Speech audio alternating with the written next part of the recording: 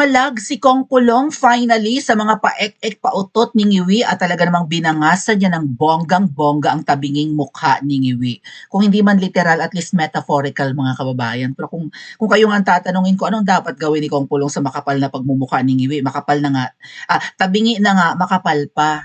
Nuknukan ng kapal ng apog. So, sabi ko nga mga kababayan, at katulad ng na-discover ko sa live ng Team Alindog kahapon namin, ay bibihirang mag-post si Kong Pulong sa social media. Hindi siya yung tipong aligaga or masipag and active or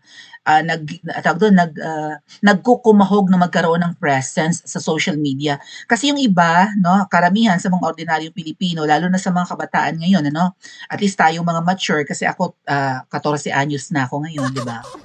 At kayo lalo na, hello, shout out sa mga golden girls and sa mga senior citizens dyan. Hello, hello. Nagpupuyat kayo dahil sa Principesa, ganun ba yun?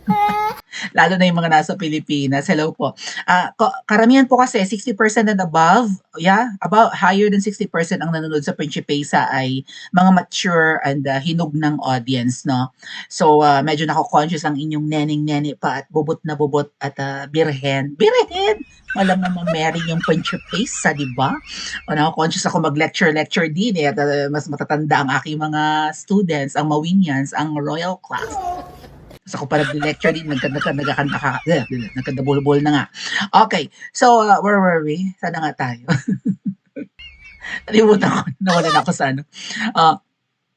So, karamihan sa mga bata ngayon ay nagsisik ng validation sa mga likes, sa mga hearts, no, sa dami ng followers and sa mga positive comments sa mga posts sa social media. Kung ang kanilang mga photos, mga TikTok videos, mga reels and all that ay kaunti yung nanonood, ay parang hindi nabu-boost yung kanilang confidence, mababa ang kanilang self-esteem.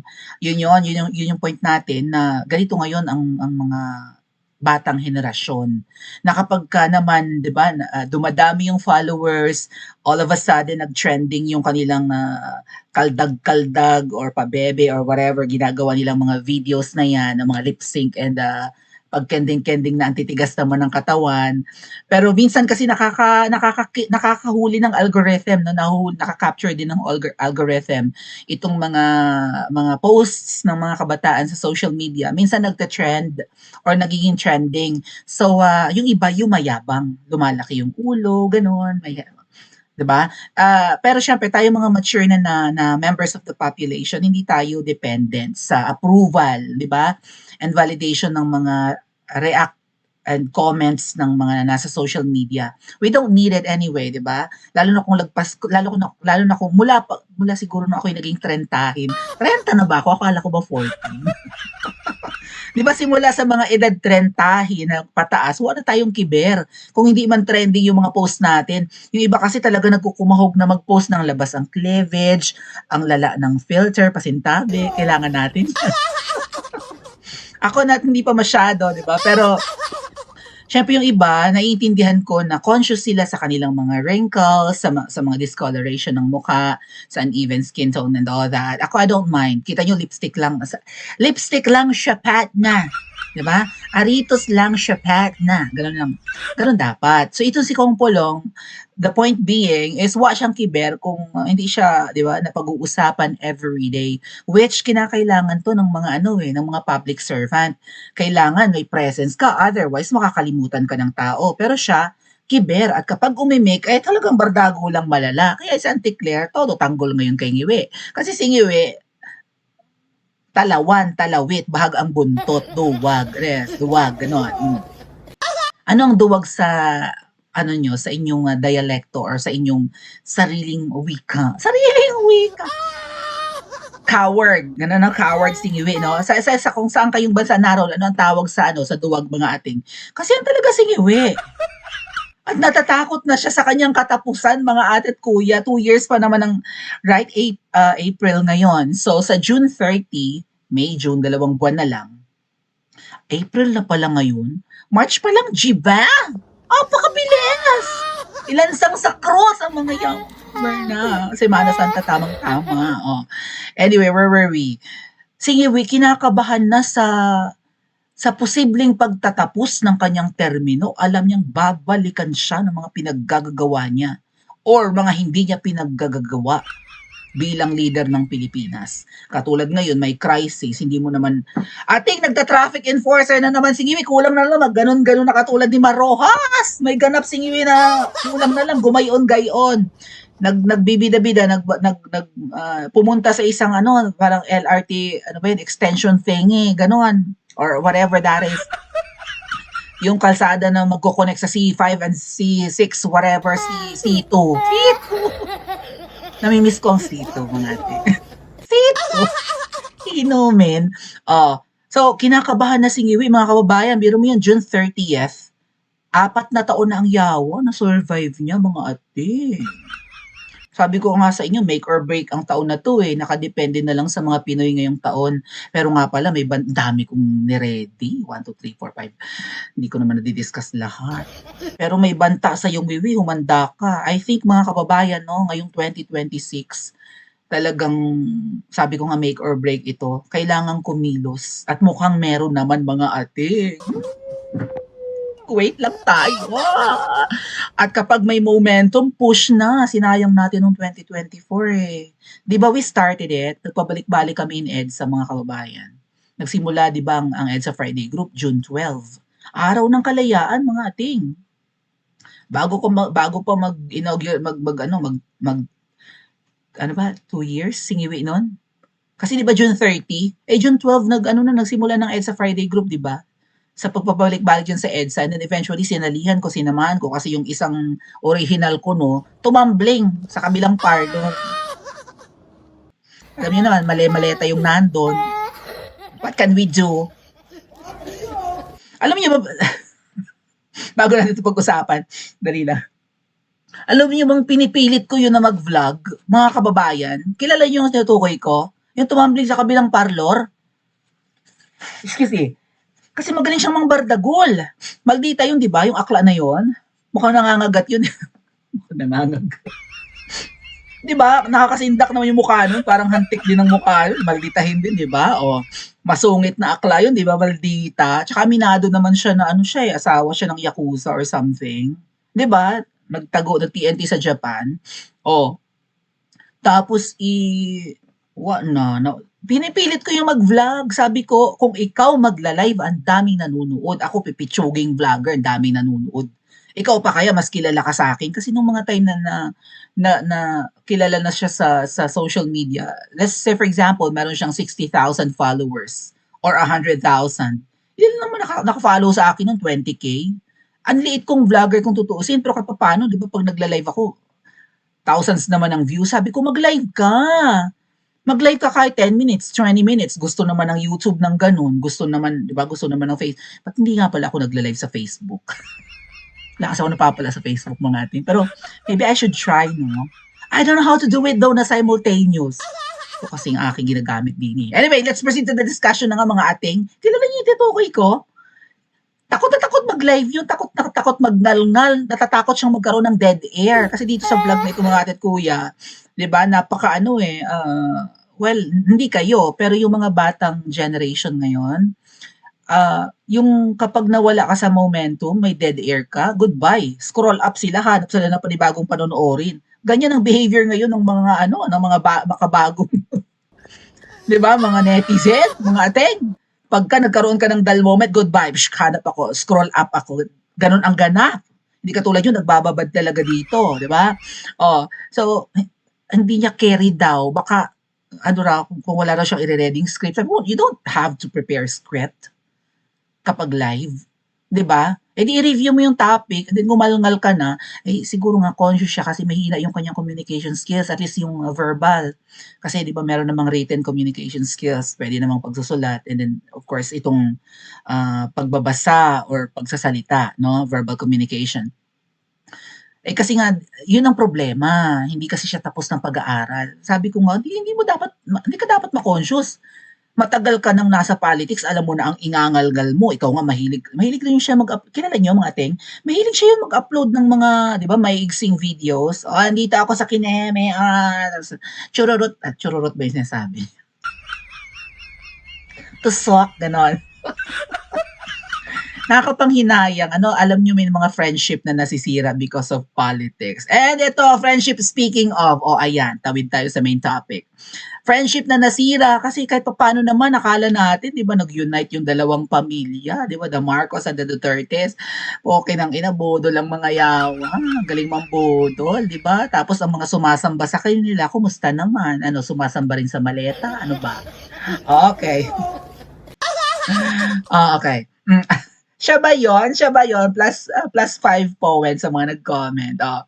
Okay. Ito kasi, nag-react si Kong Pulong dito, sabi ko nga sa inyo, sa dami ng nagaganap sa Pilipinas. Ako gusto ko mag-day off, gusto ko maglamierda, 'di ba? Biglang may ganap, pagbukas ko ng cellphone, ay may ganap, hindi ako pwedeng hindi magpa-vlog patungkol dito. Yun agad, nag-isip ako, ano kaya ang thumbnail? Yung picture na nakikita nyo dyan sa 'di ba? Pagka nag-scroll kayo ng YouTube, ano kaya ang ilalagay kong thumbnail? Yun na ang tumatakbo ating sa isip ko lagi. Paano ko ito i-discuss? Ganyan nang hindi boring. Ano ang isisingit ko ditong joke, ganun, whatever, or humor. Kung ano, ganun ang tumatakbo sa isip ko. Paano ko 'to patatakbuhin at pagkakasyahin sa isang oras lang sa dami kong gustong ingalngal? Yun ang tumatakbo sa isip ko ating, si Kong Pulong, deadma siya kasi hanggang after 3 days pa siyang mag-post. Eto nga po, nasa Facebook tayo ni Congressman Paulo Duterte. Okay? And this is a verified account. Kung nakikita nyo, meron pong blue badge doon sa dulo. Ako nga, hindi pa ako nagpapa-blue badge. Ano ba?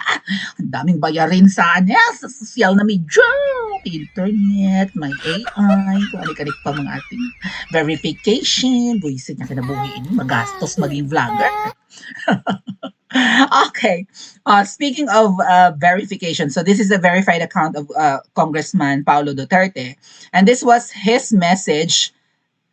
Nagpapasalamat naman siya mga ati sa mga, 'di ba, sa mga nag-celebrate ng birthday ni Tatay Digong. So that was 3 days ago kung nakikita niyo. And then after 3 days, saka siya nag-post ng panibago.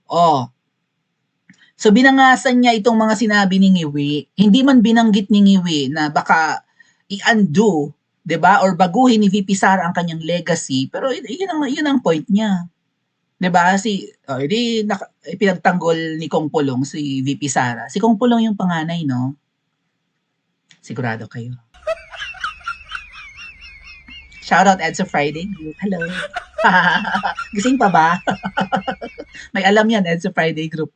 Anyway, si Kong Pulong yung panganay, di ba? Tama ba? Anyway, ayun, may post siya. So, ito kasi yung post ni Ngiwi recently. That is a great worry for me. Nag-aalala siya, undoing of his legacy raw. Its continuity we aspire for. Poke ng ina, continuity of all people na yawa. Kanami sa imo tampaon. Daw sa alipungoy na bambubudol, sarap. Anong dapat gawin sa muso ni Ngiwi nang umangal ng puro ka-plastikan?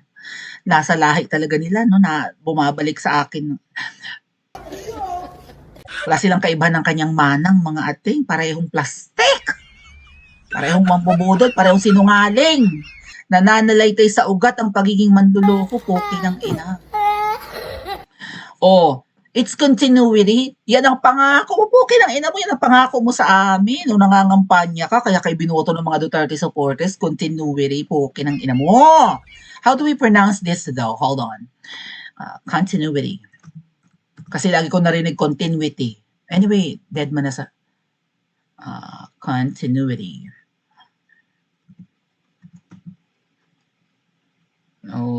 Para spelling. Continuity. Continuity. Okay. Continuity.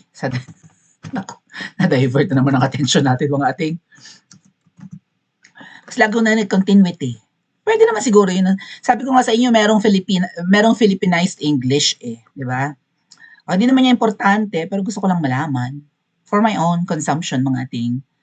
Continuity, how do we pronounce it? Continuity, or what? Continuity. I was right all along. Ayaw mo ba? Again, ako ang sapa-sapa. Continuity. Aginsag kung ang sapa-sapa. Para may ganyang kanta mga Bisaya. Karang mga Bisaya, mga dakog lubot na sila. Mga dako kamog lubot, tanan-tanan. Aginsag Naku, ang sapa-sapa, walang pang-coffee, wag ka ng kumanta. Okay, let's continue with the topic, continuity. Sabi niya itutuloy daw niya ang nasimulan, poke ng ina mo, yan ang pinangako mo sa amin. Anong ginawa mo? Pinakulong mo yung matandang poke na lumalabas ang dalawa kong middle finger, mga ipo, kinang ina mo. Teka lang, baka alisan tayo ng ads ng Lola Yotso. Okay, has to go on, otherwise we go back to doing business the old way. Ibabalik naman tayo sa dati. Parang sinasabi mong bulok ang administrasyon ni Tatay Digong okay nang ina mo ka. Di ba bad trip nga tayo. Ano sabi mo, delikado ang aking mga legacy, ang aking pamana, ang aking, di ba, kontribusyon sa lipunan bilang Pangulo ng Pilipinas. Paano ito pag si Sara umupo? Ayun ang punto ni Ngiwi. Ay, babaguhin niya, nasimulan mo, corruption. Tama nga ako, yan ang banga sa kanya ni Kong Pulong. Your legacy is your corruption, your weakness. Oh, parang si Kong Pulong, nanonood ka ng vlog ko? Hello. Di ba yung inaw-yaw ko the other day? Hindi pa nga nakakapag-post si Kong Pulong, ninangaw-ngaw ko na yan. Was it yesterday though? Or was it the other day?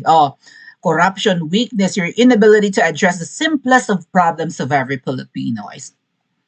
Hindi ka nagtatrabaho, Kong Pulong, what can we expect? Di ba? So, ito yung original post, mahaba-haba yan. I find it ironic that Ngiwi Jr. is worried about anyone undoing his legacy. Actually, hindi niya pinagtamo si VP Sara eh. He said anyone. Basta siya'y napaltan, kahit sino, ay babaguhin. Ay, anong magagawa mo Kong Pulong paranoid? Praning eh. Sabi nung kapatid, nagdodroga, praning talaga. Alam niyo mga kababayan, dito ako nawiwirdohan. I don't know if you feel the same. Itong mga tao na gusto nilang ma-immortalize. Right? May ganun ba talaga dapat na normal ba yun sa tao? Na kung hindi ka mamumuhay sa habang panahon, at least yung mga legacy mo o yung pangalan mo ay huwag makalimutan ng iyong kapwa, ng lahat ng tao. 'Di ba? Yung iba, they immortalize themselves by rebulto, estatwa, whatever. No? Yan ganyan, di ba? Gusto nila nakikita yung kanilang tikas, tindig, ganda, alindog, kagwapuhan. Kailangan meron silang dambana. Anong ganong tipo. Di ba? May rebulto silang pagkalaki-laki or made of whatever. Para maalala kung sino. Siguro ang gusto nilang mangyari dyan mga kababayan is kung meron, para sa mga susunod na kaapu-apuhan nila, may pagmalaki sila. Lolo ko yan. Yung statwa na yan, lolo ko yan. O lolo ko yung presidente na yung magnanakaw. Ganun ba yun mga te? Tama ba? Tama ba yun? Right? They wanna be remembered forever. Why? Grabe naman yun sa sobrang sila yung sobrang hanga sa kanilang sarili. Gusto nilang talunin si Jesus Christ na after 2,000 years, naaalala pa, maybe Cleopatra. After 4,000 years, naaalala pa ang pangalan ni Cleopatra. Ganun ba yun? Nag-aalala raw si Ngiwi na, di ba, maalis ang kanyang legasiya. Ano ang maaalala ng tao sa'yo? Kaya yung mga politiko, ganyan, di ba, nagpapagawa sila ng mga tulay, school, to sa kabalandra yung pangalan nila. Hence, the e-politiko, mga epal, di ba? Ayaw ni Tatay Digong ng e-politiko, di ba? Itong si Ngiwi naman, ngayon, pag namumudbud na ng ayuda ng DSWD, yung pautot ni Ngiwi, dahil napahiya nung nakaraan, yung mga sumigaw, Duterte, di ba, yung mga drivers, di ba, binigyan ng ayuda dahil mahalang gasolina. Tapos doon sa pamumudbud ng ayuda, nakabalandra yung mukha ni Ngiwi. O sumigaw ng yung mga drivers na Duterte. Kay Ngiwi na paayuda, mukha ni Ngiwi yung nandun, pero sigaw ng tao, Duterte. At dahil nga napahiya, dahil kinikriticize namin, di ba, na nakabalanday pagkalaki-laki niyang mukha doon sa kanyang paayuda, o biglang nagbago si Ngiwi, sabi niya, ayoko na nakikita yung mga pagmumukha ko dyan sa mga pamimigay ng DSWD ng ayuda, ha? Napahiya ang yawa. Huwag mo talaga ibalanda ang mukha mo kasi tabingi. Nakakaalibad-bad. Partida may edit na yan. Pag wala, kitang-kita yung bulok mong ngipin, puro tartar.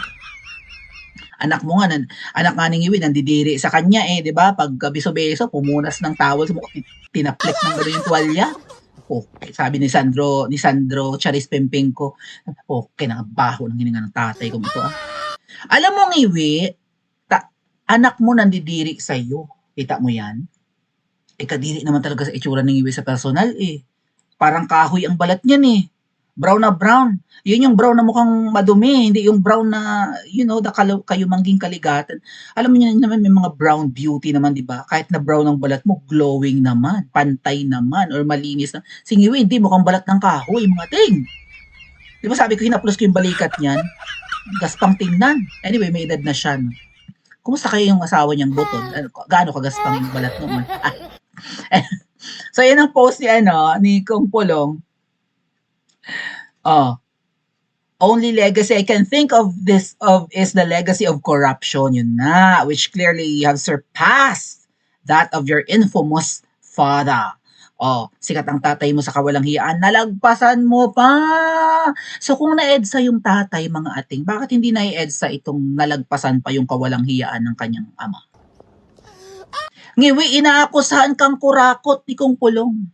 Lantad ang korupsyon, mali-maleta ang delivery, may mga nagsipaglabasan.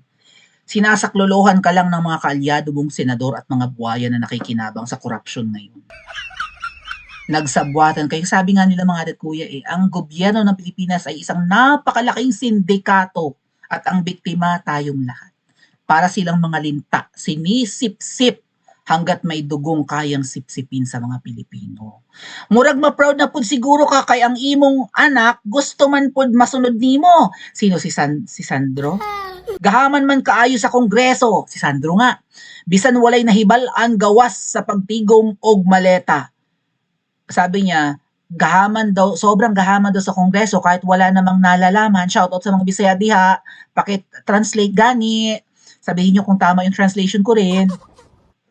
Walang alam si Sandro bukod sa pagtigom og maleta. Unsay tigom? Paghakot. Pati mga seasoned na mga congressman hadlok pa niya. Kahit daw yung mga inugat na doon na congressman takot kay Sandro, ating. That's how powerful they are. So ayan nga no.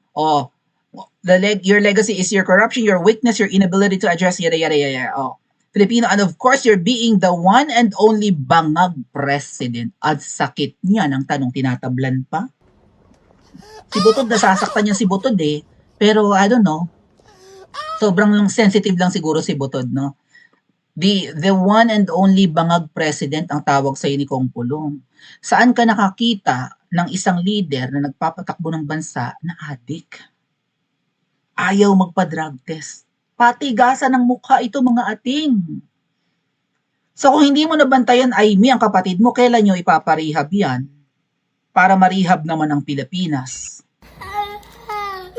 Na hinuhubas ng kapatid mo at ng angkan nyo ang yaman. So bakit takot kay Sandro Marcos? Kasi of all people na magsasalita, mga kababayan about Sandro, it's Kong Pulong. Kasamahan niya sa lower house eh. Pareho silang kongresista. Wala raw alam gawin si Sandro kundi ang magnakaw lang ng maleta or humakot lang ng maleta. Unsay tig-om gani? Comment, tig-om. Unsay tig-om? Bakit sila takot? Save. Tigom, pagtigom, pag-ipon, dagang salamat. So pagtabi, pagsamsam, pag ganon. Pag-ipon, nag-iipon ng maleta ang yawa. Hindi naman matangkad na lalaki yun eh. Isang bigwas lang ni Kong Pulong, malalaking tao ang mga Duterte eh. Tangkad kaya si VP Sara. Tangkad din si tatay din kahit papano. Edi lalo si Kong Pulong. Mukha silang matatangkad, ba? Nagkatabi kami ni VP Sara, ang tangkad niya eh. So, bakit sila takot kay Sandro? May anting si Sandro? Hindi ba siya tao? Na hindi tatabla ng pak kapag ginanon mo? Anong meron sa kanya? Para sila matakot? Pera? Ay, lintik. Hindi pwede yan. Diba?